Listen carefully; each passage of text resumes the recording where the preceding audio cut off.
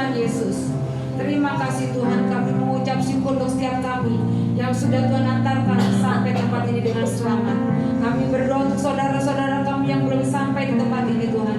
Mari Tuhan, penyertaan-Mu yang sempurna turun atas saudara-saudara kami, sehingga kami boleh beribadah bersama-sama. Terima kasih Tuhan. Terima kasih. Biarlah setiap kami Tuhan, kami akan membawa hati kami ke dalam tangan-Mu Tuhan Yesus. Biarlah kami boleh menyanyi bagi-Mu Tuhan, pribadi lepas pribadi. Terima kasih Tuhan Yesus. Haleluya Tuhan Yesus. Kita akan angkat. Ya Tuhanku,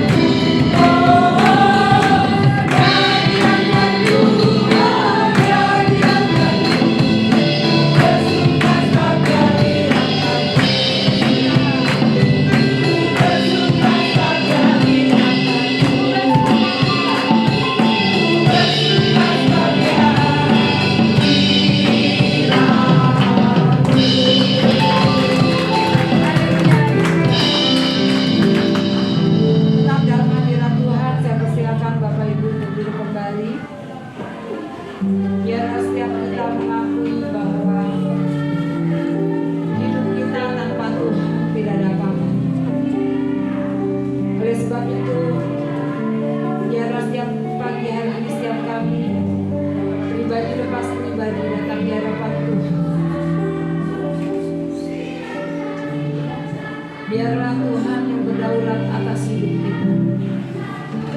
Terima kasih Tuhan. Terima kasih. Di dalam kelemahan kita, Yesus.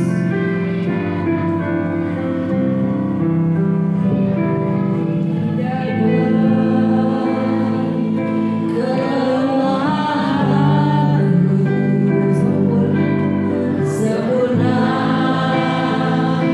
kuasa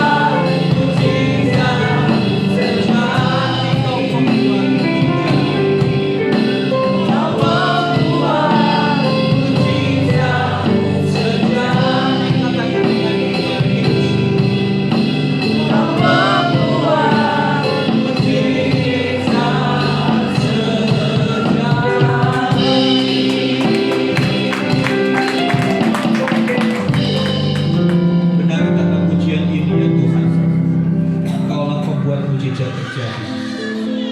Engkau sejatinya selalu membuat mujizat buat kami tiap-tiap hari. Dan kami sadar mujizat terbesar adalah ketika Engkau mati bagi kami menyelamatkan dosa-dosa kami. Itu adalah mujizat terbesar yang kami boleh alami karena karya Tuhan.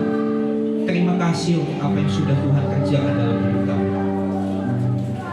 Kami sadar sekarang kami miliknya Tuhan, kami harus hidup seturut dengan kehendak Tuhan.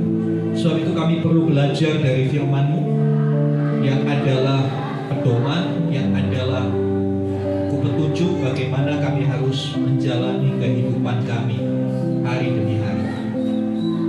Kami buka hati kami, berbicaralah lewat firman. Bapak memberkati teman-teman kami yang sudah melayani dalam ujian penyembahan. Kiranya apa yang mereka sudah persembahkan kepada Tuhan, semuanya boleh berkenan kepada Tuhan. Tambahkan mereka boleh mengembangkan semua talenta itu lebih maksimal lagi. Terima kasih Bapak. Pujilah nama-Mu. Dalam nama Tuhan Yesus kami berdoa. Amin. Silakan duduk saudara. Shalom. Shalom. Apa kabar? Diberkati. Kami diberkati. Kita semua diberkati. Semua kepingin berkat, amin. Iya, semua kepingin diberkati. Hari ini saya akan bicara tentang financial freedom. Satu tema yang cukup digemari akhir-akhir ini, yang kalau diseminarkan banyak orang yang daftar. Ya, kalau ada seminar atau webinar financial freedom, how to reach financial freedom, wah itu banyak orang yang suka, karena banyak orang yang ingin mengalami kebebasan dalam hal keuangan. Siapa di sini yang sudah mengalami ini? Boleh angkat tangan. Oh, saya sudah Pak, saya sudah mengalami financial freedom. Siapa? Belum? Masya Allah. belum mengalami. Sudah berapa lama Anda menjadi orang Kristen? Kok belum mengalami ini? Ya, saya tidak mau bikin seminar karena saya sadar kalau saya bikin seminar ini nggak laku, saudara.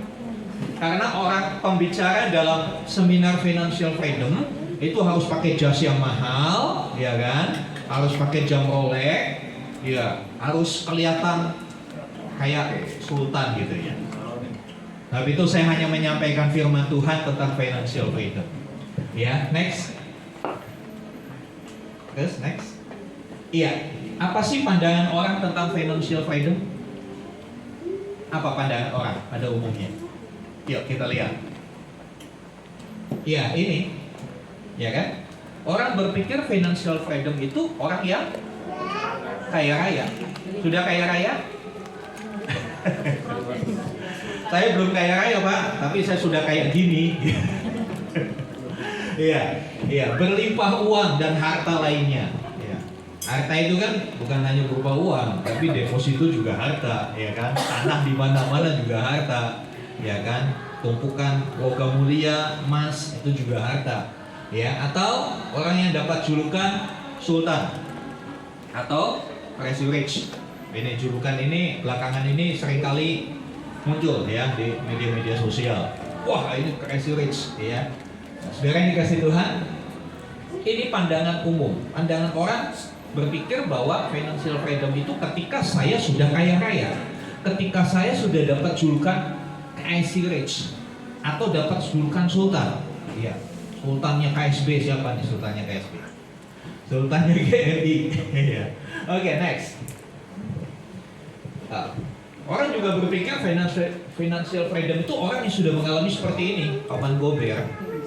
Ya, waktu saya SD ini film kartun ini atau komik ini begitu terkenal. Yang seangkatan dengan saya tahu siapa yang duduk di situ. Mungkin Chelsea nggak kenal yang di situ. Mungkin dia lebih kenal sama Doraemon.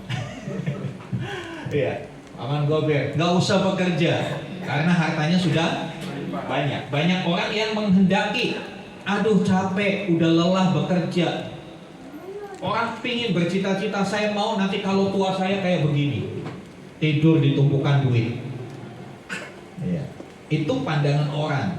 Ya, karena apa? Ya memang bekerja itu melelahkan badan. Ya kan, bekerja itu bikin capek. Bukan hanya capek fisik, capek emosi juga. Udah kerja benar-benar masih disalahin, ya kan? Oke, next. Atau yang seperti ini, bahagia menikmati hidup. Dunia mendefinisikan financial freedom itu seperti ini, mencapai kebahagiaan untuk menikmati hidup. Ya. Kali-kali kalau di Facebook atau di IG banyak kata-kata jangan lupa bahagia. Iya kan? Jangan lupa bahagia. Kalau ada postingan begitu saya selalu tambahin, kalau bahagia jangan lupa sama Tuhan. Karena biasanya orang kalau sudah mencapai bahagia lupa sama yang memberi bahagia. Ya. Apakah hidup bahagia itu menikmati hidup? Di gambar yang paling atas itu makan enak. Ya, pasti yang tadi pagi sarapannya cuma sampai sama telur dadar atau telur ceplok. Aduh, kapan ya saya seperti itu? Atau yang tadi pagi sarapannya cuma sama Indomie goreng. Kapan ya saya bisa menikmati makan kayak gitu? Atau menikmati hidup itu dengan traveling, bepergian kemana-mana, ingin keluar negeri, ke Amerika, ke Italia, mau lihat menara Pisa atau menara Eiffel yang tinggi, ya. Atau mau pergi, saya mau ke Raja Ampat, mau lihat dunia bawah laut yang indah. Banyak orang yang mengejar hal ini dan mendefinisikan kebebasan finansial itu seperti itu. Ya. Atau itu, kalau punya duit banyak begitu, enak kan? Orang berpikir punya uang banyak, punya harta banyak, bisa makan enak itulah kebebasan keuangan. Ya, kalau punya uang banyak pasti dampaknya ke sini, saudara. Mau belanja di seberang sana nggak pusing-pusing. Ya pulang bawa banyak tentengan. Ya. Apakah ini yang menjadi arti financial freedom? Next. Ya, apakah Anda setuju? Setuju nggak, saudara? Siapa yang setuju? Dari gambar-gambar tadi siapa yang setuju itu financial freedom? Siapa yang malah bingung? Kok diem? Atau pertanyaan yang lebih tepat, siapa yang ngantuk?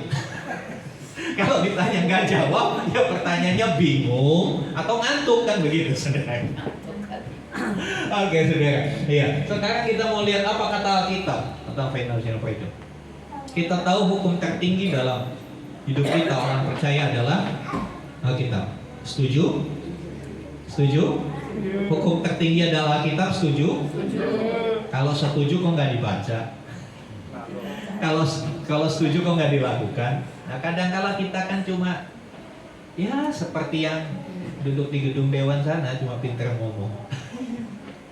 Cuma omong-omong doang katanya. Nah, saudara yang dikasih Tuhan, kita mau belajar. Mari kita buka Lukas 12, 13-21. Next slide-nya. Sudah ada. Ya. Saya akan bacakan, sudah ada di layar, saudara. Lukas 12, ayat 13-21. Demikian firman Tuhan. Seorang dari orang banyak itu berkata pada Yesus, "Guru, katakanlah kepada saudaraku supaya ia berbagi warisan dengan aku." Tetapi Yesus berkata kepadanya, "Saudara, siapakah yang telah mengangkat aku menjadi hakim dan peran pengantara atas kamu?" Katanya lagi kepada mereka, "Berjaga-jagalah dan waspadalah terhadap segala ketamakan. Sebab walaupun seorang berlimpah-limpah hartanya, hidupnya tidaklah tergantung daripada kekayaannya." Next. Kemudian dia mengatakan kepada mereka suatu perumpamaan, katanya, "Ada seorang kaya, tanahnya berlimpah-limpah hasilnya. Dia bertanya dalam hatinya, apa yang harus aku perbuat? Sebab aku tidak mempunyai tempat di mana aku dapat menyimpan hasil tanahku." Lalu katanya, "Inilah yang akan aku perbuat. Aku akan merombak lumbung-lumbungku, dan aku akan mendirikan yang lebih besar, dan aku akan menyimpan dalamnya segala gandum dan barang-barangku. Sesudah aku akan berkata kepada jiwaku, jiwaku, ada padamu banyak barang tertimbun untuk bertahun-tahun lamanya. beristirahatlah, makanlah dan minumlah dan bersenang-senanglah. Next. Tetapi firman Tuhan kepadanya, hai engkau orang bodoh, pada malam ini juga jiwamu akan diambil daripadamu. Dan apa yang telah kau sediakan, untuk siapakah itu nanti? Demikianlah jadinya dengan orang yang mengumpulkan harta bagi dirinya sendiri, jikalau tidak kaya di hadapan Tuhan. Saudara yang dikasihi Tuhan, tahukah saudara bahwa Alkitab banyak berbicara tentang hal keuangan? Ya, banyak hamba Tuhan yang tidak berani berbicara keuangan di mimbar karena dianggap mata duitan. Padahal Alkitab, saudara boleh cek nanti ya, baca Kejadian sampai Wahyu. Itu ada ratusan ayat tentang hal keuangan, bukan cuma 1-2 ayat, ratusan ayat yang berbicara masalah keuangan. Berarti Tuhan punya konsep, Tuhan punya perhatian kepada keuangan. Tuhan tahu keuangan ini bisa menjadi jerat. Tuhan tahu keuangan ini seringkali membuat hidup manusia susah. Ya, tadi pagi sambil kembali saya melihat PPT ini, saya mau periksa PPT ini, saya iseng bikin status di Facebook. Ya, saya bilang tidak punya uang memang susah, tapi kalau tidak punya Tuhan pasti binasa. Saudara yang dikasihi Tuhan, kadangkala kita anak Tuhan memisahkan urusan gereja, urusan uang, urusan dunia. Enggak. Uang itu terintegrasi dalam hidup kita, sudah menjadi bagian yang menyatu dalam hidup manusia. Karena kalau bicara masalah uang, nggak satu pun hari ini orang yang nggak punya uang sama sekali, betul? Ada di sini saudara yang nggak punya uang sama sekali? Pasti ada uang di dompetmu. Setidaknya walaupun nggak ada di dompetmu, ya, di dompet digital saudara ada, di ATM ada, di m-bankingmu ada. Jadi nggak mungkin ada orang yang benar-benar tidak punya uang sama sekali hari ini. Hidup manusia sudah menyatu dengan yang namanya keuangan. Dan hari ini kita mau belajar dari salah satu perumpamaan. Ini hanya salah satu perumpamaan yang Tuhan sampaikan. Temanya tentang keuangan, tentang harta. Mari kita akan melihat next. Ya, yang pertama, ya, dari cerita ini sebetulnya perumpamaan ini dimulai dari pertanyaan atau lebih tepatnya permintaan, ya, permintaan dari seorang, ya, pada waktu itu Tuhan Yesus mengajar, banyak orang yang mendengarkan, banyak orang yang mengikuti Dia. Tiba-tiba ada seorang yang bertanya, bukan bertanya sebetulnya, lebih ke arah meminta. Apa permintaannya? Kita melihat di dalam ayat yang ke-13.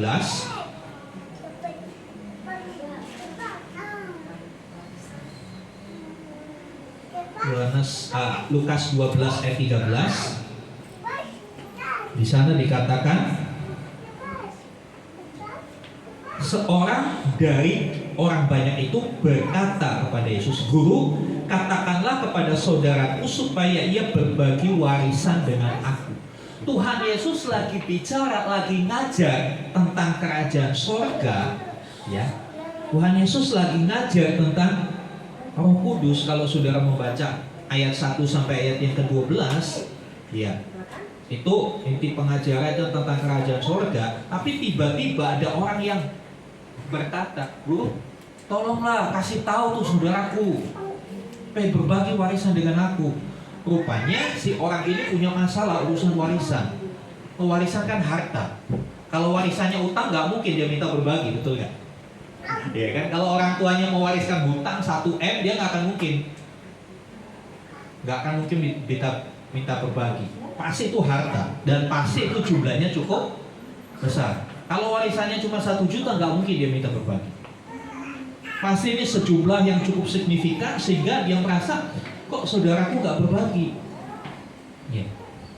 Mungkin saudaranya ingin mengelola itu dulu, lalu baru dibagi. Tapi orang ini bilang, "Guru, kasih tahu supaya dia mau berbagi." Saudara, dari cerita ini, dari perumpamaan ini sebetulnya akar dari masalah yang terjadi adalah bicara masalah ketamakan. Ya. Bicara masalah ketamakan. Permintaan itu terkait warisan. Ketidakpuasan seseorang ketika saudaranya mendapat warisan, mendapat harta. Ya. Dia nggak puas. Nah, saudara yang dikasih Tuhan, kita akan lihat apa peringatan Tuhan Yesus kepada orang ini. Tuhan Yesus berkata, Tuhan Yesus tidak menjawab, iya nanti aku urus. Ya. Gak seperti orang sekarang kan? Tolong dong, kasih tahu supaya dia berbagi warisan dengan aku. Kalau orang sekarang bilangnya gimana? Oke, tapi bagian gua berapa persen? Oke, wanitiro. Tapi Tuhan Yesus dibilang, siapa yang menunjuk aku menjadi hakim, jadi perantara antara kamu. Kemudian dia kasih peringatan yang kedua. Dia bilang apa? Berjaga-jagalah dan waspadalah terhadap segala ketamakan. Saya tertarik dengan kata segala ketamakan. Jadi bicara masalah tamak itu bukan hanya di satu bidang aja. Banyak bidang-bidang kehidupan yang membuat orang bisa jadi tamak. Bukan hanya uang saja, tapi kedudukan, kehormatan. Orang bisa tamak. Banyak orang yang tamak akan kedudukan, akan pujian. Tuhan Yesus bilang hati-hati. Dia bilang berjaga-jagalah dan waspadalah. Kata berjaga-jaga aja menunjukkan kita harus siap sedia. Ya kan? Kalau orang berjaga-jaga harus siap sedia. Ditambah dengan kata waspada. Ini satu perbandingan yang benar-benar superlatif, yang tinggi gitu. Dengan kewaspadaan yang tinggi, intinya Tuhan Yesus mau bilang gitu. Apa yang harus diwaspadai? Ketamakan atau keserakahan.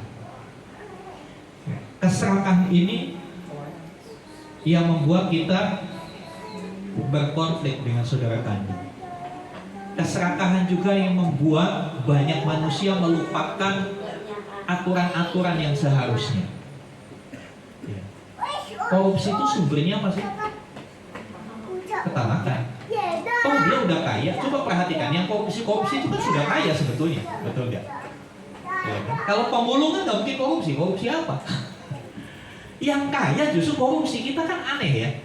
Orang sudah kaya, sudah berlimpah, sudah dapat julukan privilege, sudah julukan sultan, tapi masih korupsi. Masalahnya di mana? Bukan masalah nggak cukup, tapi masalah tamak, masalah serakah.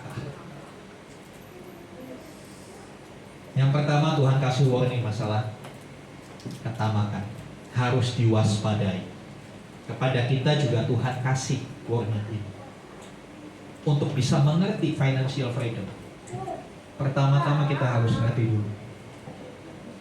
Kita harus menjaga hati kita dari segala keserakahan.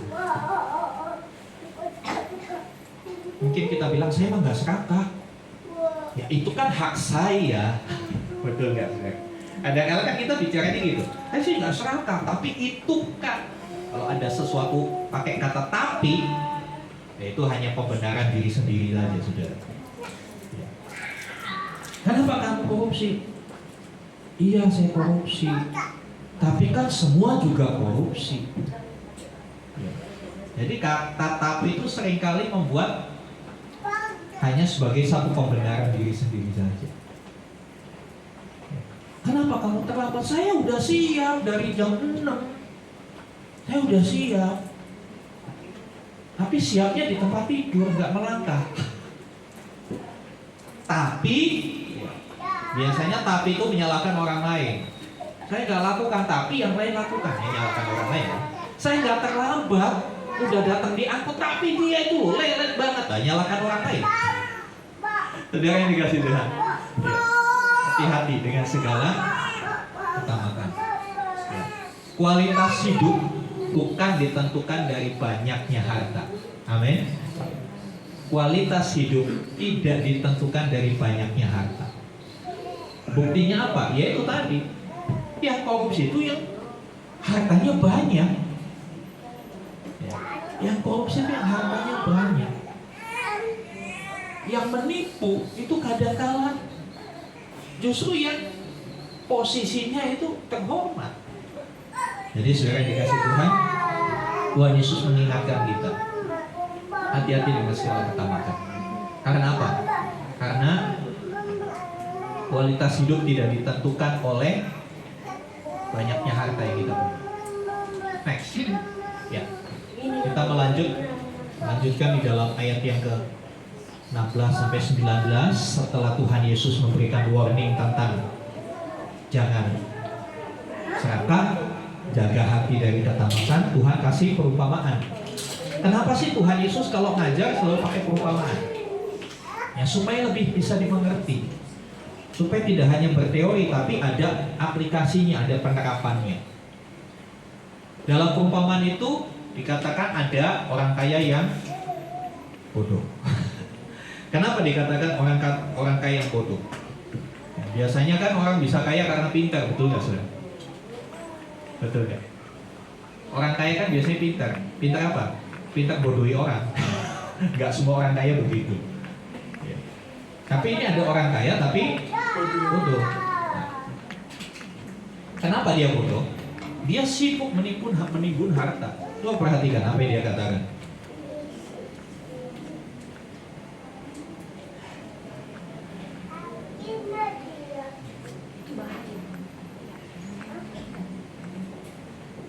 Di dalam ayat yang ke-16, kemudian dia mengatakan kepada mereka suatu perumpamaan, katanya ada seorang kaya, tanahnya berlimpah hasilnya.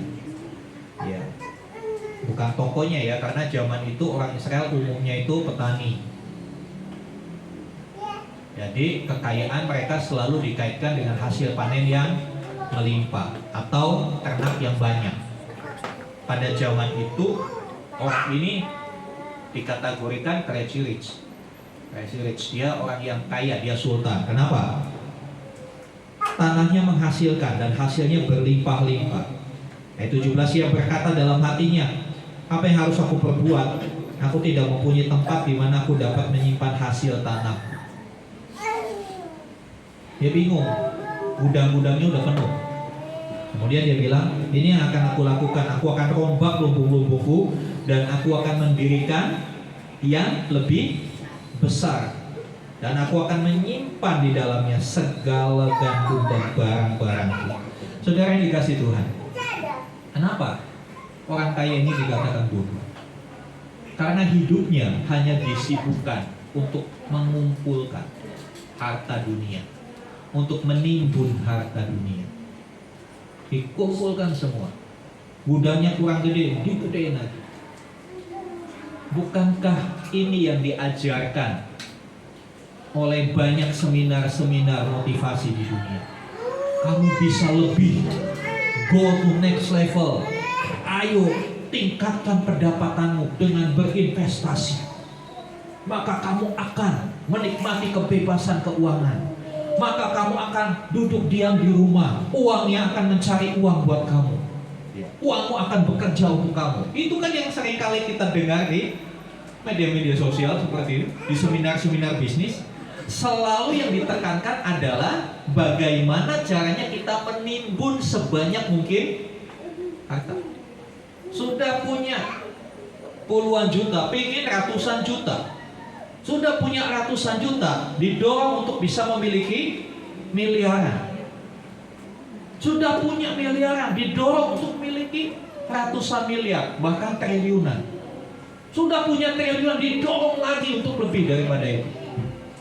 Nah, itu sebetulnya ide yang diberikan oleh iblis supaya kita terikat dengan harta itu.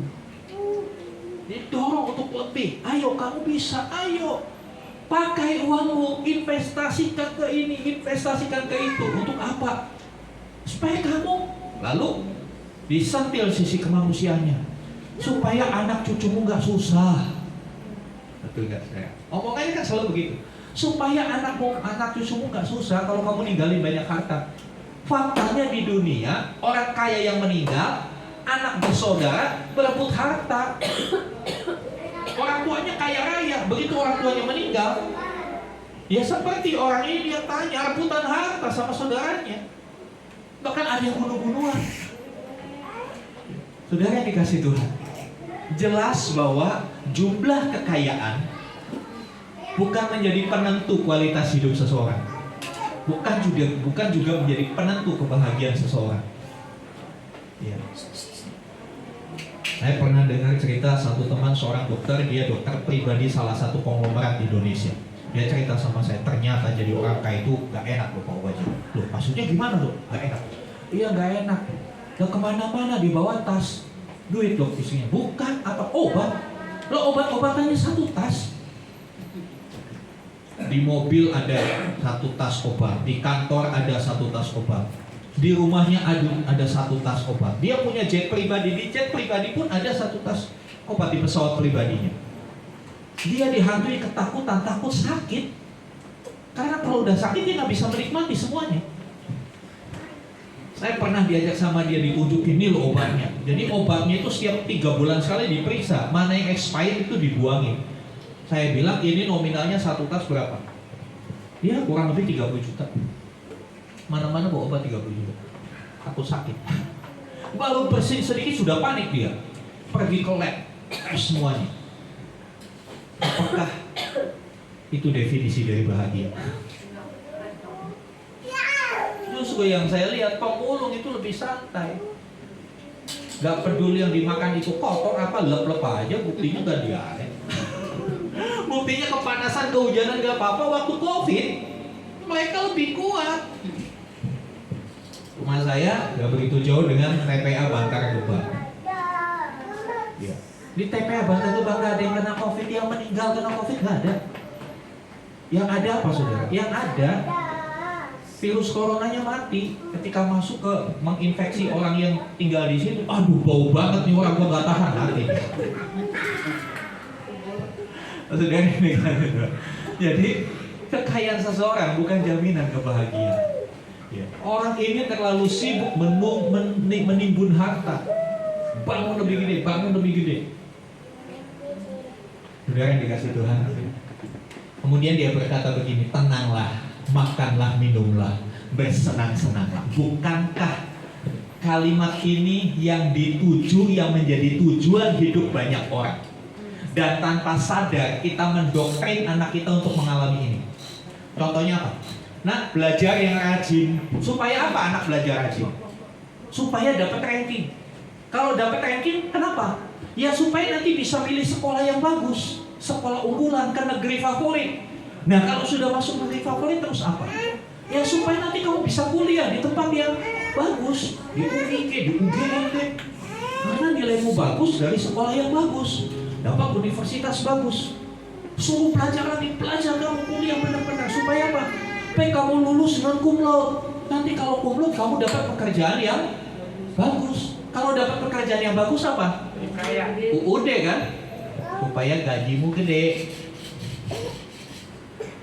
Tanpa sadar kita mendoktrin anak-anak kita. Emang kalau gaji gede kenapa Ma? Anaknya yang masih 3 tahun bilang apa? Ya kamu bisa beli apa aja, kamu bisa senang, kamu bisa santai hidupmu.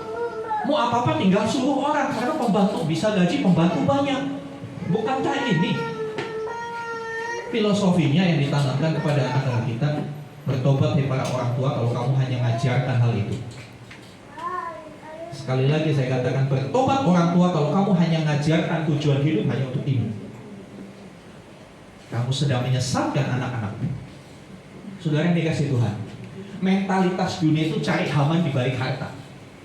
Itu mentalitas dunia. Filosofi dunia itu cari aman di balik harta. Kalau hartamu banyak, aman hidupmu, tenang. Sakit bisa, mau kemana? Mau berobat ke Cina, ke Jepang, ke Ethiopia, ke Timur Leste, bisa. Dokter yang terbaik di dunia bisa kamu bayar. Hari-hari ini orang berpikir bahwa segala sesuatu bisa selesai dengan yang namanya uang, bisa selesai dengan namanya duit beres. Sehingga berlakulah di negeri ini NPWP. Tahu NPWP? Nawar piro, wani piro. Segala urusan pakai NPWP Pak sekarang. Ya. Nawar piro, wani piro. Kalau nggak berani nggak jadi. Lambat gitu ya. Nah, saudara yang dikasih Tuhan, kita mau belajar hari ini. Itulah sistem dunia di mana kita tinggal. Itulah sistem dunia di mana kita tinggal. Kita bisa mengubah? Nggak bisa. Kita tidak bisa mengubah sistem, tapi kita bisa memilih untuk tidak ikut sistem itu. Ya. Saudara tidak bisa mengubah garam itu supaya nggak asin, nggak bisa. Garam is asin. Tapi saudara bisa mengurangi konsumsi garammu supaya nggak kena darah tinggi, kan begitu? Kita nggak bisa, oh ini gimana caranya garam supaya nggak asin, dikasih gula tetap ada rasa asin-asin. Kita nggak bisa ubah garam jadi nggak asin. Tapi gimana supaya nggak kena darah tinggi? Ya kurangi garam. Saudara perhatikan ikan, ya, ikan kerapu atau ikan kakap di laut. Air laut rasanya apa, saudara? Asin. Tapi kalau saudara mancing ikan di laut, ikan tongkol lah yang murah yang biasa kita beli, atau ikan kembung. Kasihan sama ikan yang satu ini, kembung. Udah kembung digoreng lagi. Bukannya dikasih telak angin malah digoreng ya saudara. Ya, itu hanya joke aja. Supaya saudara nggak ngantuk. Ya. Saudara dikasih Tuhan ikan kembung atau ikan tongkol, walaupun hidup di lingkungan yang asin, dagingnya asin nggak? Enggak. Kita hidup di lingkungan yang korup, jangan ikut korup. Kita hidup di lingkungan yang cinta uang, jangan ikutan cinta uang. Karena uang nggak pernah cinta saudara. Cintamu tidak terbalas, sakitnya tuh di sini. Saudara yang dikasih Tuhan, ya. Itu filosofi dunia, mentalitas dunia itu cari aman di balik kekayaan. Kita berpikir kalau kita kumpulkan uang banyak sebagai warisan buat anak kita, nanti hidup anak kita aman. Is really? Betul? Yakin? Kalau saudara wariskan 10 miliar ke anak-anakmu, hidup mereka aman? Jangan-jangan justru 10 miliar itu bikin anakmu bunuh-bunuhan, rebutan duit itu. Saudara yang dikasih Tuhan, ya. Harta tidak bisa menjamin hari esok. Hartamu nggak bisa menjamin hari esok. Next, kita lihat. Ada peringatan Tuhan, ada teguran Tuhan. Ya. Ada teguran dari Allah, ayat 20 dan 21. Di sana dikatakan begini, saudara.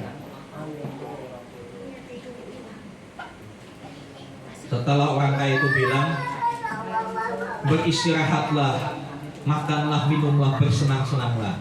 Ayat 20-nya, tetapi firman Allah kepadanya, hai engkau orang yang bodoh, pada malam ini juga jiwamu akan diambil daripadamu, dan apa yang telah kau sediakan untuk siapakah itu nanti? Demikianlah jadinya orang yang mengumpulkan harta bagi dirinya sendiri. Ya, kalau ia tidak kaya di hadapan Tuhan. Saudara yang dikasih Tuhan, ada peringatan. Hai orang yang bodoh, engkau orang yang bodoh. Orang itu dikatakan bodoh karena dia menimbun harta untuk dirinya. Kerjanya hanya menimbun harta. Dia tidak memikirkan hal-hal yang surgawi. Pikirannya hanya tertuju kepada harta duniawi. Saudara yang dikasih Tuhan, jiwamu akan diambil hari ini. Lalu hartamu buat apa? Saudara yang dikasih Tuhan, saat kematian semua harta tidak berguna. Betul? Saat kematian semua harta tidak berguna. Saat kematian kita akan kembali kepada Sang Pencipta dengan tidak membawa apa-apa. Ya memang ada orang-orang tertentu yang ketika orang tuanya mati, cincin kesayangannya dipasang, dikasih mutiara di hidung. Ya siap-siap aja malam makamnya dibongkar, diambilin. Jadi saudara yang dikasih Tuhan, itu nggak berguna. Karena itu pesannya Tuhan, ayat yang ke 21. Demikianlah jadinya orang yang mengumpulkan harta bagi dirinya sendiri, jikalau ia tidak kaya di hadapan Tuhan. Kisah ini bukan berarti kita nggak boleh kaya. Betul? Kisah ini bukan berarti kita nggak boleh kaya. Tapi kekayaan kita, kaya itu harus seimbang. Kaya di dunia dan kaya di hadapan. Kaya di hadapan Allah itu seperti apa? Coba next. Ya. Financial freedom bagi orang Kristen itu seperti apa? Adik, Tuhan Yesus sudah ajarin lewat perumpamaan bahwa mengumpulkan harta di dunia itu adalah kesia-siaan. Karena toh kita nggak bisa bawa itu. Ditinggalkan pun belum tentu mendatangkan kebaikan buat anak cucu kita, ya kan? Memang nggak punya uang itu susah, tapi lebih susah nggak bisa ngelola uang. Nggak bisa ngelola uang lebih susah. Yang tadinya 1 juta karena nggak bisa ngelola, bisa jadi hutang 10 juta, ya kan? Jadi saudara yang dikasih Tuhan, kita mau belajar seperti apa sih kebebasan keuangan bagi kita. Yang pertama, saudara, ada kecil-kecil di sini tulisannya. Yang pertama, bukan bebas dari kerja. Financial freedom itu bukan berarti kita bebas dari kerja atau malas-malesan, bukan. Tuhan tidak pernah mengajarkan kita menjadi orang yang malas, ya. Tetapi bebas dari ikatan mamon. Mamon itu keduniawian, harta duniawi. Bebas, bukan bebas bekerja, tapi bebas dari ikatan keuangan. Bagaimana orang yang terikat keuangan itu? Pikirannya duit. Pikirannya selalu ujung-ujungnya dikaitkan dengan duit. Nah, saudara yang dikasih Tuhan, yang kedua, financial freedom buat orang Kristen itu adalah mengelola harta sebagai berkat. Jadi harta yang saudara miliki itu adalah berkat Tuhan. Itu adalah berkat Tuhan. Hartamu itu bukan Tuhan. Hartamu itu bukan Tuhan. Coba kita berpikir gampang. Yang menciptakan uang siapa? Manusia. Harusnya kita lebih berkuasa sama yang kita ciptakan, betul gak? Kita bisa ngatur barang yang kita ciptakan. Tapi kadang-kala kan banyak manusia diatur oleh uang. Banyak diatur oleh uang. Gimana diatur oleh uang? Uang itu kadang-kala mengatur hidup kita dari hal yang gampang, dari sisi waktu. Banyak orang yang bekerja begitu lupa, nggak salah bekerja, bahkan harus. Tapi yang nggak tepat adalah bekerja tanpa ingat waktu. Bekerja terus, harusnya beristirahat, tetap kerja. Waktunya beribadah, tetap beribadah. Itu namanya kita sudah boleh diperbudak dengan uang. Bukankah kita bisa ngatur? Stop dulu, ini waktunya saya istirahat. Stop dulu, ini waktunya saya dengan keluarga, dengan anak-anak saya. Nah, saudara yang dikasih Tuhan, uang itu berkat, bukan Tuhan. Ya, sekali lagi, uang itu berkat, dia bukan Tuhan. Selanjutnya, belajar untuk cukup dan menjadi saluran berkat. Kalau orang yang belum bisa ngerti cukup, susah untuk memberi. Orang yang belum mengerti kata cukup, susah untuk memberi. Begitu memberi pikir, aduh tak kurang, aduh gua juga nggak cukup, kantongin lagi. Buka di dompet, cari yang nominalnya paling kecil. Di sini nggak ada, nggak ada yang ngaku gitu. Saudara yang dikasih Tuhan, ya. Financial freedom, kebebasan keuangan adalah ketika kita ngerti arti kata cukup. Cukup, ya. Cukup dengan menu sarapan pagimu tadi pagi. Cukup dengan apa yang kau punya. Walaupun tetanggamu kiri kanan bisa ganti mobil tiap bulan, yang ono ganti baju tiap minggu, yang seberang rumah ganti istri. Itu lebih parah ya. Belajar cukup. Perhatikan, belajar cukup. Memang gak mudah belajar cukup. Tapi ketika saudara bisa ngerti arti kata cukup, saudara akan jadi orang yang murah hati, bisa memberi. Gak berat gitu loh kalau memberi. Kenapa? Ya aku cukup kok, aku cukup. Ya udah kasih ke orang. Toh aku sendiri udah cukup. Minggu yang lalu saya katakan segala sesuatu yang berlebihan itu gak baik, ya kan? Berlebih berat badan juga nggak baik. Kelebihan tidur nggak baik. Kelebihan duit juga nggak baik, saudara. Makanya salurkan duit supaya nggak kelebihan. Sini. Yang cukup itu yang nikmat. Makanya saya katakan, financial freedom buat saya pribadi itu hidup pas-pasan. Loh kok berbeda Pak? Bukankah financial freedom itu harus kaya? Buat saya hidup financial freedom itu pas-pasan. Ya pas saya perlu pas ada, kan enak hidup. Nggak pusing kan? Pas saya perlu pas ada. Beberapa waktu yang lalu saya mau diundang pelayanan ke Samarinda. Saya mau beli tiket, waduh 1 juta lebih. Saya lihat BCA saya, wah kagak cukup. Saya cuma berdoa, Tuhan gimana? Saya mau pelayanan tapi nggak ada duitnya. Saya udah niain ke sana nih Tuhan, nggak ada duitnya. Udahlah, tunggu deh. Nggak tahu gimana caranya. Saya ditelepon, Pak tolong kirim KTP. Buat pinjol, saya takut begitu. Bukan Pak, buat beli tiket. Nanti kami yang bikin beli tiketnya PP. Itu kan pas-pasan kan? Pas mau pergi, pas ada yang mau bayarin tiket. Itu kan nikmat. Nikmat apalagi yang kau dustakan, saudara. Saudara yang dikasih Tuhan, ketika kita bisa cukup, hidup kita itu nggak ngoyo, nggak ngotot. Hidup kita itu bisa bersuka cita. Ya, saya mau kasih tahu, saudara makan BPK, babi panggang karo, dengan makan tahu bacem sama. Enaknya cuma di sini. Ntar 5-6 jam ke toilet yang dikeluarin sama. Lu nggak percaya boleh lihat, boleh uji coba. Pulang dari sini ke Lapo makan BPK. Nanti 5-6 jam lihat tuh di foto tuh yang dikeluarin di toilet. Besok makan tahu bacem. 5-6 jam ke toilet lagi kan? Di foto sama nggak? Sama. Enaknya di mana? Cuma di sini. Makanya saya tuh bersyukur Tuhan kasih kemampuan sama saya yang mungkin tidak dimiliki orang lain. Kenapa? Saya bisa makan apa aja dan saya bisa menikmati makan apa aja. Boleh tanya dengan teman-teman yang suka makan bareng. Saya makan apa aja saya sama lahapnya. Kenapa? Ya saya tahu makan itu enaknya cuma di sini. Buat saya makan itu yang penting kebutuhan nutrisi dalam tubuh saya tercukupi. Udah. Ngapain? Ya. Apa yang kita mau kejar di dunia ini sebenarnya? Toh akhirnya juga kapling kita kapling tipe 21. Mereka yang dikasih Tuhan. Hidup itu nikmat kalau kita bisa ngerti kata cukup.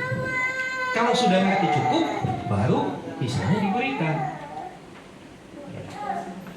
Orang yang sulit memberi, itu berarti dia belum bisa mengerti kata cukup. Saudara yang dikasih Tuhan, selanjutnya financial freedom menurut konsep Alkitab adalah kaya di hadapan Tuhan. Dalam hal apa kaya di hadapan Tuhan? Kaya iman, kaya pengharapan, kaya dalam kasih, dalam perbuatan-perbuatan kasih.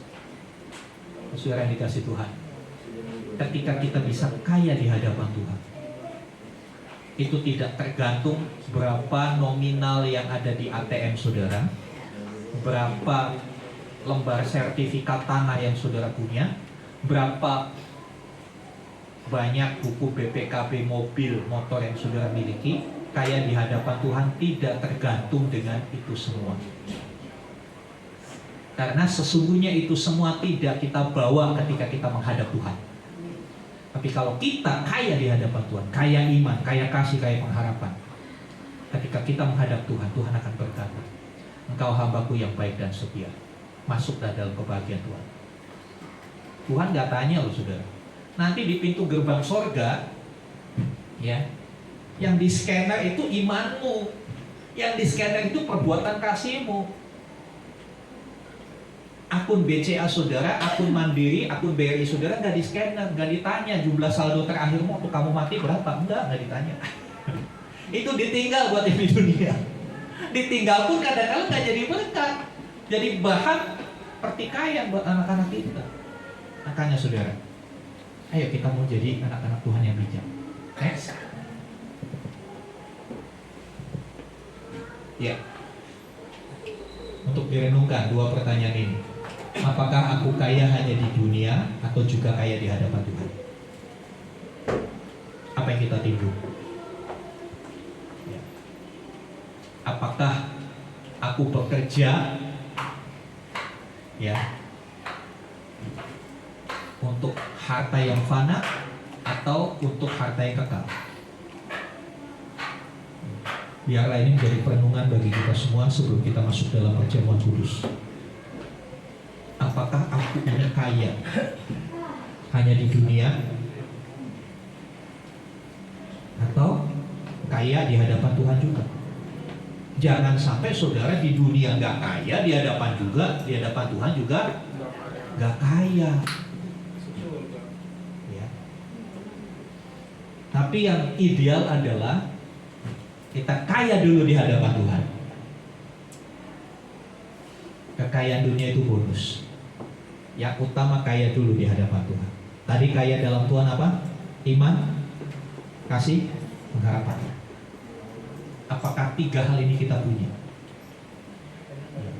Iman bukan hanya mempercayai Tuhan, tapi iman juga mentaati Tuhan. Orang percaya itu pasti taat. Ya kan? Orang percaya itu pasti bisa merespon dengan ketaatan. Ketika saudara percaya dengan seseorang dan seseorang itu bilang gini, saudara percaya mungkin dengan Pak Riko, saya percaya sama Pak Riko, lalu Pak Riko ya saudara, bro, satu like, ngopi yuk. Saudara percaya, ya pasti akan bayarin. Di mana? Pasti tanya gitu. Itu warkop biasa. Saudara akan datang nggak ke tempat ini? Datang. Kenapa? Percaya. Ya. Tapi kalau orang yang nggak pernah traktir saudara, orang yang nggak pernah dekat dengan saudara, nggak pernah akrab dengan saudara, tiba-tiba ngajak ngopi, gimana? Saudara pikir ada maksud apa ini, betul nggak? Ada apa kan begitu? Tapi kalau orang yang udah biasa, oh saya percaya, dia nggak akan bohong. Saya datang, dia juga akan datang. Kita percaya sama Tuhan juga begitu, percaya. Kita taat. Tapi kadang-kadang kita percaya sama Tuhan, tapi kita nggak taat. Nggak taat, suruh berdoa tiap hari. Tuhan males, Tuhan. Kebanyakan alasan. Kita nyanyi sih luar biasa. Ku mau seperti-Mu Yesus, disempurnakan selalu. Mau seperti Yesus? Amin. Mau disempurnakan? Harus taat. Gimana mau jadi seperti Yesus? Gimana mau sempurna? Disuruh tidak mau. Disuruh berdoa malas, suruh ibadah salah-salah. Lo kasih persembahan takut kurang. Ya gimana? Tuhan mau menyempurnakan. Gimana Tuhan mau bekerja? Saudara dikasih Tuhan, tahu gak saudara? Saudara pikir saya pintar ngomong. Sebetulnya masa SMP saya itu, saya nggak bisa ngomong. Saya tuh grogian orangnya, nggak bisa ngomong di depan umum. Jadi saya paling takut kalau pelajaran bahasa Indonesia suruh maju ke depan, suruh baca puisi. Saya takut, saya udah gemeteran, udah dingin. Tapi kenapa sekarang saya bisa? Ya Tuhan latih saya. Ketika saya dipanggil untuk masuk sekolah Alkitab, saya belajar taat. Walaupun tidak punya cita-cita, saya jadi pendeta. Saya belajar taat aja, sudah masuk belajar. Kemudian di sekolah Alkitab disuruh kasih kesempatan praktek khotbah di depan teman-teman. Wah. Awalnya ya rasanya nggak karu-karuan, tak terlukiskan dengan kata-kata begitu. Ya, jadi bagi yang takut kalau disuruh kasih sambutan, dengar baik-baik. Ketika engkau taat, Tuhan akan kasih kemampuan. Amin. Taat aja, nurut aja. Ya, nurut aja. Ya. Ya, saudara waktu kecil diajarin naik sepeda sama orang tua saudara, ayo. Ujungnya kan bisa. Kalau taat kan bisa. Kalau kita nggak mau taat, ya nggak bisa. Sampai kapan pun nggak bisa. Ketika saudara mau taat kepada Tuhan, saudara akan melihat buah dari ketaatan itu bukan omong-omong doang, tapi sungguh nyata. Ya. Sekarang kita pikirkan, kita semua bekerja. Untuk apa kita kerja? Apakah hanya untuk menimbun? Ya, perhatikan, kerja itu adalah panggilan Tuhan dalam hidup kita. Dengan bekerja, kita bisa menyaksikan karya Tuhan. Sebab itu yang bekerja, kerja jangan untuk menyenangkan bosmu saja, tapi kerja untuk menyenangkan Tuhan. Amin. Kalau kerja hanya untuk menyenangkan bos, ketika bosnya datang kontrol, saudara baik-baik, rajin. Tapi kalau bosnya nggak datang, seenaknya. Apapun yang kamu lakukan, lakukanlah seperti untuk Tuhan. Seperti untuk Tuhan, lakukan saja seperti untuk Tuhan. Tuhan yang melihat. Mungkin ya di dunia ini kan kalau orang yang bisa menjilat bos cepat naik karirnya. Nggak usah iri dengan orang yang seperti itu, saudara. Karena di atas bos ada bosnya lagi, siapa? Tuhan.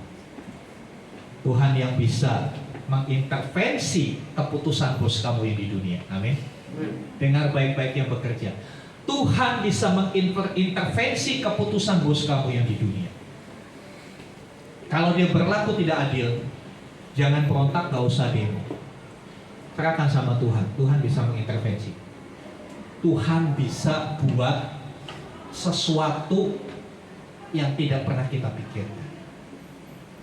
Sedikit saya akhiri dengan satu kesaksian.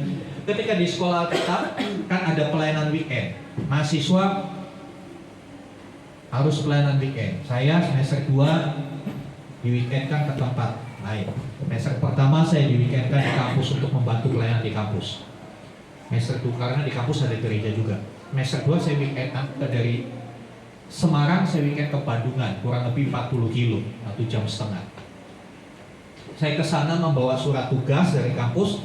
Saya datang menghadap Bapak Ibu Gembalanya. Begitu dibuka, oh iya namanya Om Baja. Iya, kamu dari mana? Ya pertanyaan-pertanyaan formatif begitu kan? Dari Cirebon. Kemudian Ibu Gembalanya bilang gini, kamu bisa main musik nggak? Ya saya harus jujur, daripada bilang bisa tapi dites nggak bisa kan lebih malu, ya kan? Nggak bisa tante. Tahu nggak? Ini surat begini ya. Aduh, saya kan minta yang bisa main musik. Buat apa dikirim yang nggak bisa main musik? Coba bayangkan kalau saudara jadi saya, gimana saudara? Pulang. Menangis. Gitu. Tapi buat saya nggak tahu. Saya berpikir yes, ini tantangan buat saya. Saya menganggap itu sebagai tantangan. Saya nggak bisa main musik, tapi saya bisa tunjukkan saya punya hal-hal lain. Pelayanan bukan hanya sekedar musik saja. Saya bilang, si tante bilang begitu. Sekarang tantenya udah almarhum, tapi saya nggak doain dia almarhum sudah. Saya bilang gini, iya tante, saya nggak tahu. Silakan tante bicara dengan pihak kampus. Saya cuma disuruh kesini. Oh ya sudahlah. Ambil ketus gitu. Kebayang nggak? Waduh, 6 bulan ke depan ini neraka di dunia buat saya. Pasti. Nah, yang lebih bikin saya bakal nggak enak di situ apa? Pasangan saya itu pintar main musik. Kan kita diutus dua-dua. Dia minta yang main musik semua. Saya nggak bisa, teman saya pintar main musik. Habis kan? Saya pasti kalah sama dia kan? Tapi saya belajar Tuhan, karena Tuhan yang utus saya sini, saya lakukan. Saya akan lakukan semaksimal mungkin yang saya bisa lakukan. Saya nggak perlu ceritakan saya lakukan apa, tapi saya cuma cerita di hasil akhirnya. Begitu satu semester, kita kan mau pulang nih. Si tantenya bilang gini, oh baca sini. Semester depan kamu di sini lagi ya. Orang yang awalnya ditolak, tapi semester depan kamu di sini lagi ya. Saya tanya, sama dia nggak? Saya sebut teman saya, sama dia nggak tante? Enggak, kamu aja. Tante mau kamu aja semester depan di sini. Nanti tante yang urus sama pihak kampus. Ya sudah tante, mana baiknya saja, saya sih siap. Bukan cuma semester depan, saya di situ 3 semester saudara. Saudara yang dikasih Tuhan, saya belajar melakukan, walaupun itu berat. Ya, walaupun itu berat. Masuk ke satu tempat yang kita nggak disukai itu berat nggak saudara? Berat banget. Ya, mungkin kalau saudara di posisi saya sudah balik kanan gerak gitu kan. Tapi saya belajar untuk melakukan. Dan akhirnya kami cukup disayang. Saya diperlakukan di semester berikutnya, saya diperlakukan sangat berbeda dengan waktu di awal. Ya. Jadi saudara, ketika kita bekerja dan mungkin pimpinanmu, atasanmu menurut saudara gak baik atau gak adil, jangan balik kanan ya, lakukan saja. Lakukan saja sebelum dia memecat saudara. Tapi kalau udah dipecat ya keluar, jangan ngotot di situ aja. Jadi sebelum dipecat tetap di situ. Kenapa? Nanti ada hal yang baik yang Tuhan kerjakan bagi hidupmu di situ. Karena kita bekerja untuk Tuhan. Cara pandang kita bukan cuma di dunia. Sekali lagi, financial freedom menurut konsep Alkitab itu kita bebas dari keterikatan dengan harta. Justru itu poinnya. Ya, financial freedom menurut Alkitab adalah kita bebas dari keterikatan dengan harta. Bukan bebas menggunakan harta seenak sendiri, bukan, tapi kita terbebas. Mau ada uang, nggak ada uang, bisa senyum, bisa berdoa. Banyak orang yang ketika nggak ada uang bisa berdoa, ketika banyak uang lupa berdoa. Next. Ya, kemerdekaan sejati hanya diperoleh saat kita menjadikan Kristus sebagai sumber pengharapan, bukan harta dunia. Mari sama-sama kita bangkit berdiri.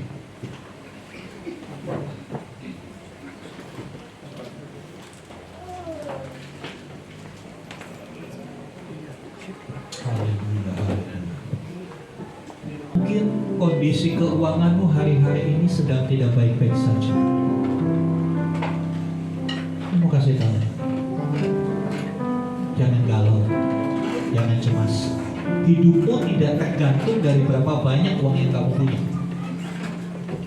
tapi hidupmu tergantung dari hubunganmu dengan Tuhan. Uang itu hanya berkat, bukan Tuhan. Uang itu hanya alat, bukan tujuan. Alat untuk mencapai tujuan hidup kita itu uang. Tapi tujuan hidup kita, bukankah itu menyenangkan Tuhan? Bukankah kita bisa menjadi berkat bagi banyak orang? Bukankah ketika nanti, ketika kita mati, anak-anak kita terus mengenang kita, orang-orang yang kenal kita akan mengenang apa yang kita lakukan. Saudara yang dikasih Tuhan,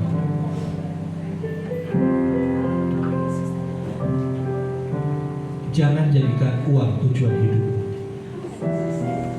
Uang hanya alat, uang hanya fasilitas. Tujuan hidup kita adalah kembali kepada Tuhan, karena dari sanalah kita berasal. Haleluya, haleluya. Mari sama-sama naikkan pujian.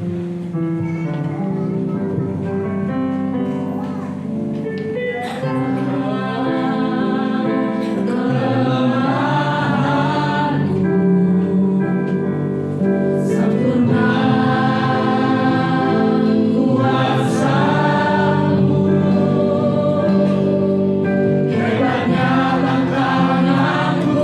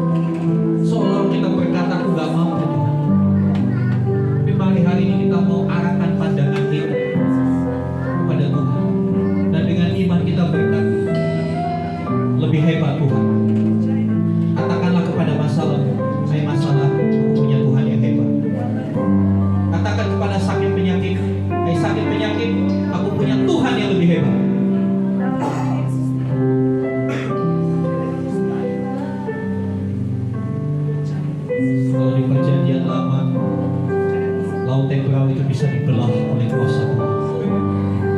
Di perjanjian baru, badai yang begitu bergelora itu ditenangkan oleh Tuhan Yesus.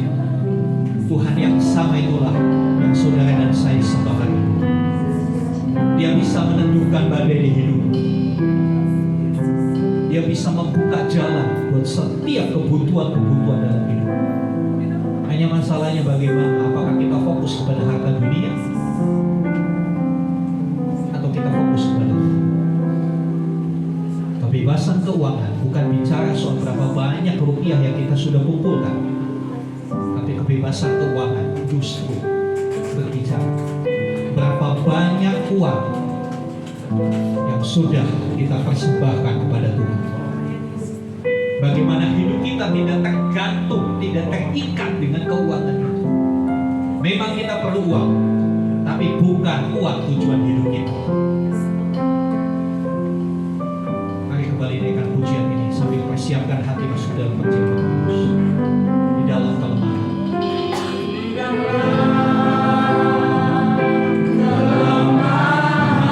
Katakan sempurna.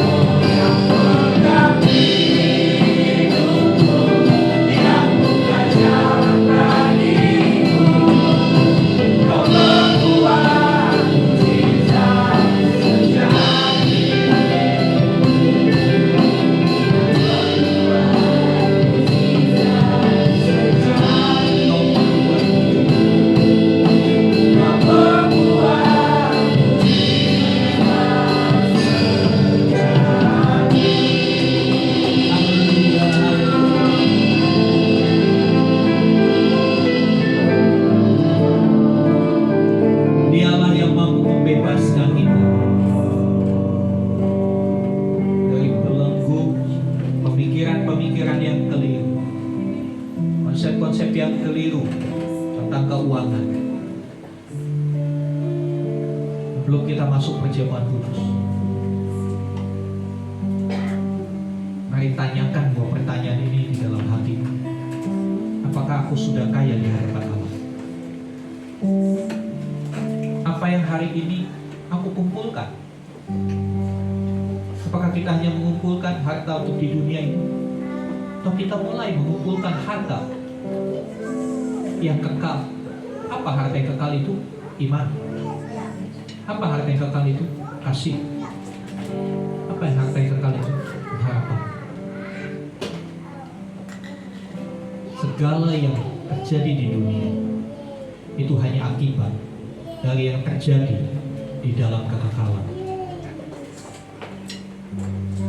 Ketika kita bisa memandang kepada kekekalan, maka kita akan melihat apa yang di dunia itu semuanya sia-sia. Ketika kita melihat kekayaan rohani yang Yesus Kristus sediakan bagi kita, maka kita akan melihat harta duniawi itu biasa-biasa saja. Mari siapkan hatimu untuk perjamuan kudus. Saya undang Bapak Agustinus. Siap pribadi kita berdoa sementara musik mainkan pujian ini. Lanjutkan pujian ini dengan lembut. Beri waktu kita menemukan pertanyaan-pertanyaan itu.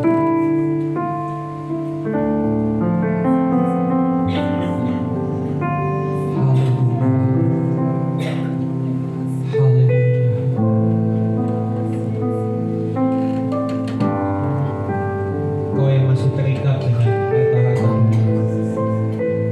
Saudara yang merasa susah ketika nggak punya uang, datang sama Tuhan dan tadi dibebaskan dari perasaan itu.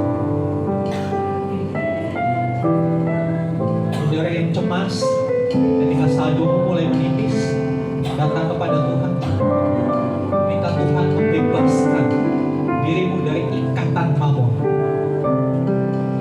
Haleluya, haleluya, haleluya.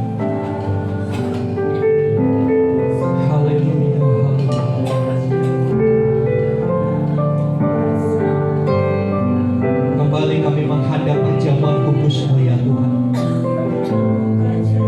Momen yang sakral ketika kami melihat Tuhan Yesus memikul salib. Tuhan Yesus digantung di atas kayu salib, dipangkukan, diberi mahkota duri, ditikam, darahmu tercurah, dan akhirnya Kau berkata sudah selesai. Karyamu sudah selesai di atas kayu salib Tuhan. Terima kasih untuk apa yang sudah Kau kerjakan di atas kayu salib. Kami menerimanya dengan iman. Kami akan dibebaskan dari cara berpikir yang salah, dan kami dibebaskan dari kecemasan, dari keterikatan dengan mamon. Ketika kami mengambil bagian dalam perjamuan kudus, kami menjadi ciptaan yang baru, diubahkan cara berpikir kami. Suci kuduskan roti dan anggur ini, hingga layak digunakan menjadi sarana kami memperingati kematian Kristus di atas kayu salib. Sucikan kuduskan hati kami supaya kami layak di hadapan. Kami menghormati apa yang sudah Tuhan Yesus lakukan. Kami bersyukur. Terima kasih. Silakan saudara mengambil roti dan anggur.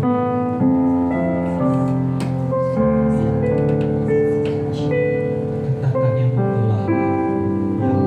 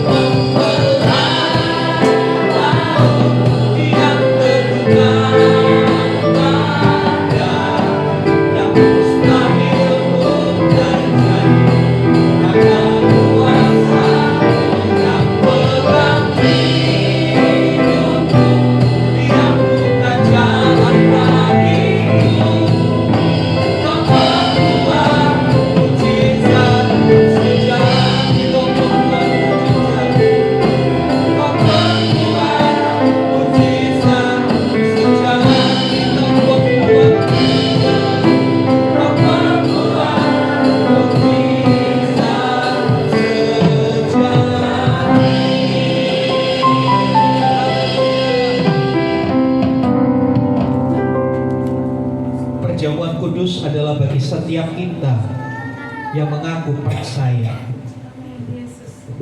bahwa Yesus Kristus adalah Tuhan dan Juru Selamat, yang sudah mati di atas kayu salib untuk menebus dosa-dosa kita.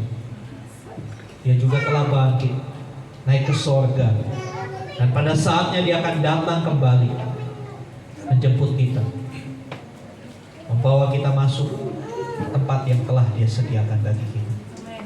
Hari ini kita kembali dilayakkan untuk mengambil bagian dalam perjamuan kudus. Dalam setiap roti di tangan saudara ada ketikan ayat-ayat firman Tuhan. Saya tahu ketika saudara mengambil itu bukan secara kebetulan. Itu bisa berbicara buat saudara, meneguhkan, menguatkan, bahkan mungkin menegur. Haleluya. Terima kasih. Terima kasih. Kalau kita percaya kepada Tuhan Yesus, konsekuensinya kita harus taat kepada apa yang difirmankan. Karena ketaatan itu akan menghasilkan hal yang dahsyat. Kita sudah nyanyi, kita berkata, Kau yang pegang hidup. Imani itu sudah. Hidupmu dipegang oleh Tuhan hari ini. Memang sekarang kau memegang tubuh dan darah Tuhan, tapi faktanya hidupmu yang dipegang oleh Tuhan. Apa tasak? Begitu buka hatimu, dengarkan firman Tuhan. Sebab apa yang telah kuteruskan kepadamu, aku terima dari Tuhan, yaitu bahwa Tuhan Yesus pada malam waktu ia diserahkan mengambil roti, dan sesudah itu ia mengucap syukur atasnya. Ia memecah-mecahkannya dan berkata, inilah tubuhku yang diserahkan bagi kamu.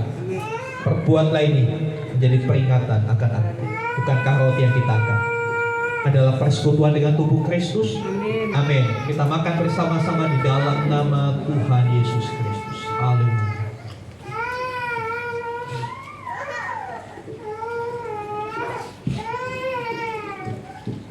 Terima kasih. Terima kasih Kau sudah merelakan tubuhmu dihancurkan bagi kami yang berdosa. Terima kasih. Terima kasih. Haleluya. Haleluya. Haleluya. Siapkan anggur sudah. Pegang di tangan kanan. Angkat ke atas. Hormati darah. Darah yang mahal. Darah dari pribadi yang tidak berdosa. Darah dari pribadi yang sudah mengorbankan seluruh hidupnya bagi saudara dan saya. Dengarkan firman Tuhan. Demikian juga yang mengambil cawan sesudah makan, lalu berkata, cawan ini adalah perjanjian baru yang dimeteraikan oleh darahku. Perbuatlah ini setiap kali kamu meminumnya, jadi peringatan akan aku. Bukankah cawan anggur yang kita ambil adalah perjanjian baru dengan darah? Bukankah darah ini juga yang menyucikan hidupmu dari segala dosa? Amin. Kita minum bersama-sama di dalam nama Yesus.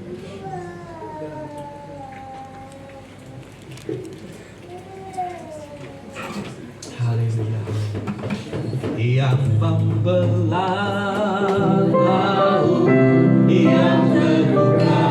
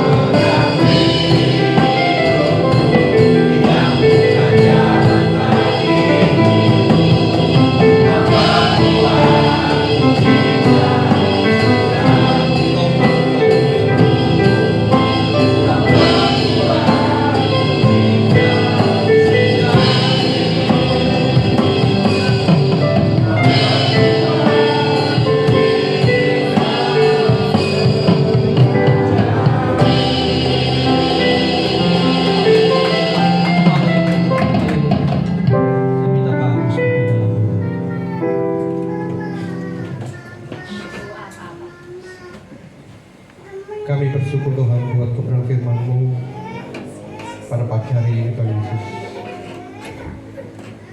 Biarlah iman, pengharapan, dan kasih itu yang senantiasa menjadi bagian di tengah-tengah sepanjang hidup kami hari ini ke depan Tuhan. Biarlah apapun yang Tuhan mau melalui kehidupan kami, itu yang terjadi atas kehidupan kami Bapa. Terima kasih surga, hidup kami bukan karena keuangan yang ada di dalam kehidupan kami. Kehidupan kami bukan apa yang ada di tangan kami Tuhan Yesus, tetapi hidup kami karena Tuhan. Hidup kami karena anugerah yang Tuhan berikan bagi kami. Dan biarlah iman, pengharapan, dan kasih itu yang senantiasa terus menjadi bagian setiap langkah kehidupan kami hari-hari ini ke depan Tuhan. Terima kasih Tuhan surga, ampuni setiap dosa dan pelanggaran kami, setiap persepsi pemikiran kami, hari-hari yang sudah kami lalui Tuhan Yesus. Mungkin di hari-hari yang lalu kami menganggap segala sesuatu adalah uang, segala sesuatu adalah apa yang ada di tangan kami dan milik kami. Tetapi pagi hari ini Tuhan mengajarkan bagi setiap kami Tuhan Yesus, segala sesuatu hanyalah untuk Tuhan. Terima kasih Tuhan surga, terima kasih Roh Kudus. Materkan firman-Mu pagi hari ini di tengah-tengah setiap pribadi kami. Kami juga bersyukur kalau pagi hari ini kami boleh semeja dengan bersama dengan Tuhan. Bila kami bukan sekedar kami peringati setiap 1 bulan sekali di minggu pertama, tetapi bila pengorbanan Tuhan Yesus Kristus di kayu salib sungguh-sungguh sesuatu yang berharga atas hidup kami, sehingga kami boleh senantiasa tidak main-main dengan setiap kesempatan dan kehidupan yang Tuhan percayakan, tetapi kami menaruh pengharapan kami satu-satunya dalam Tuhan Yesus Kristus yang memiliki kehidupan, yang telah menebus setiap dosa dan pelanggaran kami dan melayakkan kami untuk kami boleh datang bersama di hadapan Tuhan. Terima kasih Tuhan, terima kasih Roh Kudus. Segala puji hormat kemuliaan hanya bagi-Mu. Di dalam nama Tuhan Yesus Kristus yang mengucap doa. Haleluya. Amin.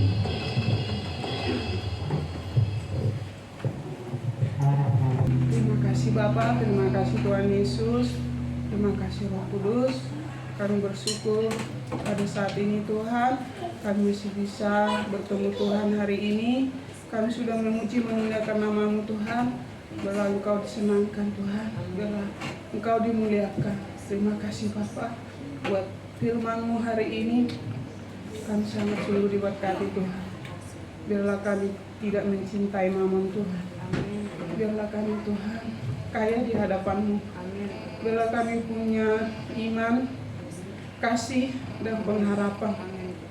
Tuhan tidak butuh uang kami, tapi Tuhan butuh ketaatan kami Tuhan. Biarlah kami jemaat-Mu di sini sadar Tuhan, begitu banyak kasih-Mu, berkat-Mu kami terima Tuhan. Tuhan Yesus yang baik, di sini persembahan kami serahkan padamu Tuhan. Berkatilah persembahan kami, biarlah ini layak di hadapan-Mu Tuhan. Berkati jemaat di tempat ini, tangan-tangan yang memberi, berkati pekerjaan kami Tuhan, berkati usaha kami. Biarlah apapun yang kami kerjakan Tuhan, buat berhasil dan beruntung. Jadikan kami orang yang mau bersyukur kepada-Mu.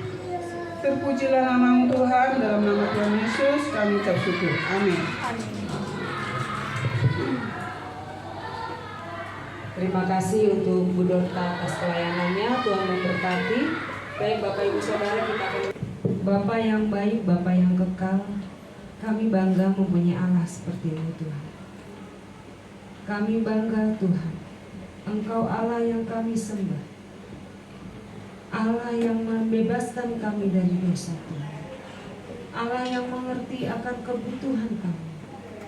Oleh sebab itu Tuhan, biarlah jemaat-Mu di tempat ini Tuhan, Kau pakai kami sebagai alat-Mu Tuhan. Biarlah kami boleh melayani dimanapun kami berada Tuhan. Biarlah jemaat-jemaat-Mu di tempat ini Tuhan, GBT Impro Community Delta Mas Tuhan. Kami percaya Engkau pilih kami ada di tempat ini, bukan untuk sekedar menjadi jemaat Tuhan, tapi Engkau pilih kami di tempat ini untuk bertumbuh Tuhan, semakin serupa dengan Engkau Tuhan Yesus. Terima kasih Tuhan untuk firman-Mu pada pagi hari ini. Biarlah kami boleh mengerti, boleh menyadari Tuhan, apa yang kami kumpulkan di dunia ini tidak ada artinya Tuhan. Biarlah setiap kami di tempat ini Tuhan, boleh mengumpulkan harta di surga Tuhan Yesus. Kami boleh saling berbagi, kami boleh saling menasihati, kami boleh saling mengasihi Tuhan.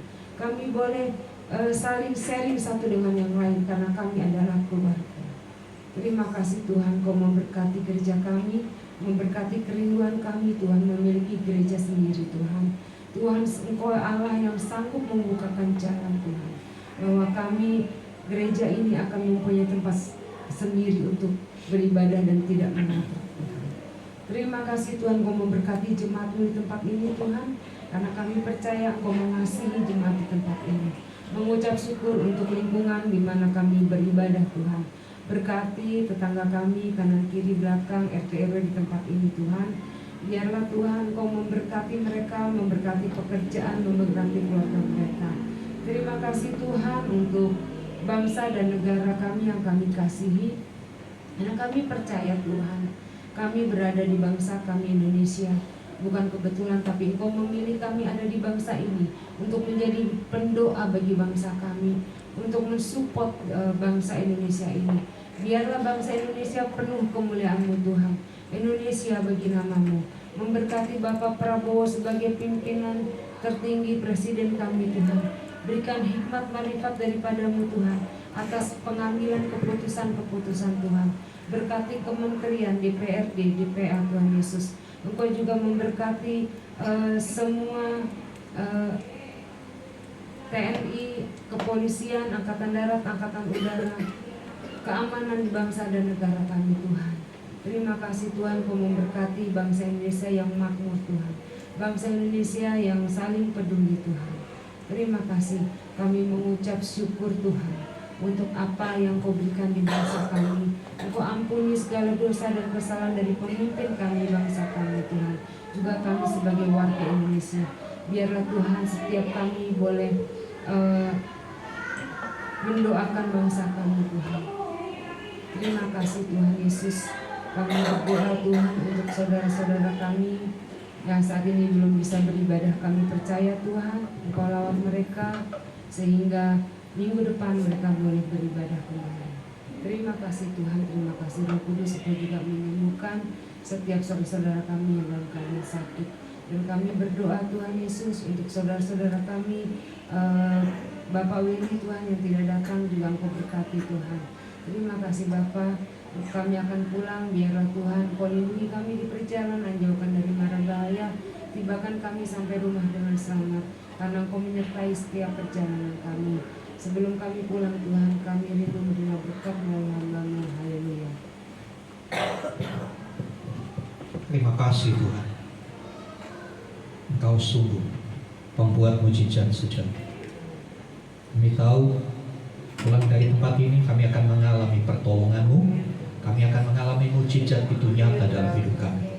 Yang sakit disembuhkan, yang kesulitan ekonomi menemukan solusi untuk pemulihan ekonominya, yang rindu mendapat pekerjaan yang terbaik. Terima kasih Tuhan, terima kasih. Mari saudara yang dikasih Tuhan, arahkan hatimu kepada Tuhan, angkat tanganmu sebagai tanda penyerahanmu kepada Tuhan. Sekarang terimalah rahmat anugerah dalam kasih karya Tuhan Yesus Kristus, persekutuan pengurapan Roh Kudus melimpah atas hidupmu. Terimalah berkat-berkat jasmani, terlebih lagi berkat rohani. Jadilah berkat dimanapun Tuhan menempatkan saudara. Karena itu pergilah, jadikanlah semua bangsa muridku. Baptislah mereka dalam nama Bapa, Anak, dan Roh Kudus. Ajarlah mereka melakukan segala sesuatu yang telah kuperintahkan kepadamu. Dan ketahuilah aku menyertai kamu senantiasa sampai pada akhir zaman. Demikianlah Tuhan Yesus akan datang kembali menjemput kita, membawa kita masuk ke tempat yang telah Dia sediakan. Di mana Tuhan Yesus berada, di situ pun kita boleh berada. Dengan penuh syukur kami terima berkat-Mu ya Bapa, di dalam nama Tuhan Yesus Kristus. Haleluya, haleluya. Amin.